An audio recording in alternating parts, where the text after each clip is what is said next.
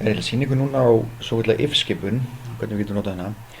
Þannig að hérna er smá sýnindæmi, hérna eru með einhverja nemendur og hérna eru með einhvern þeirra.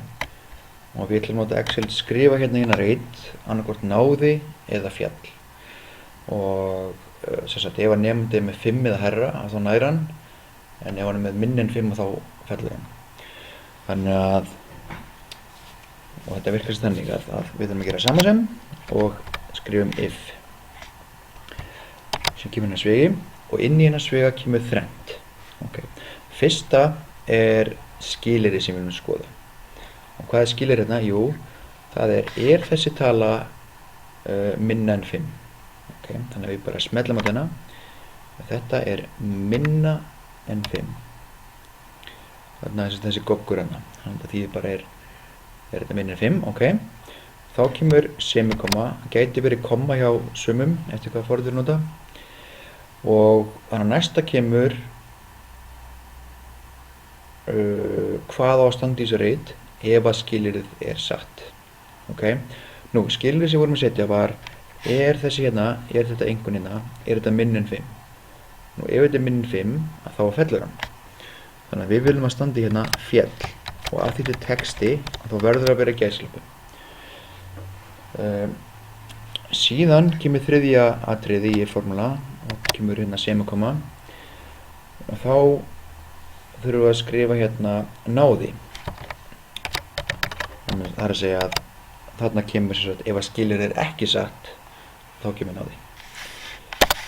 Og þetta er allt sem er rétt hérna.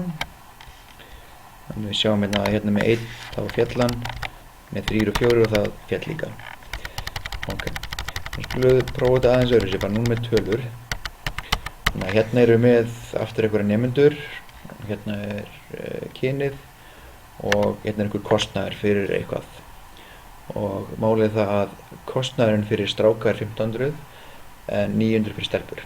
Þannig að ef það stendur KK hérna, þá viljum við að standa inn 1500, ef það stendur KFK hérna, þá á að standa 900. Við byrjum að gera sama sem if og skilyrðið sem við viljum athuga er þessi hérna reitur, er þetta sama sem KK og það að þýta texti þá þarf það að vera í gæsalöpum. Þannig að við erum bara einfallega að athuga, er þessi reitur hérna, er það sama og KK? Er það, já, eins.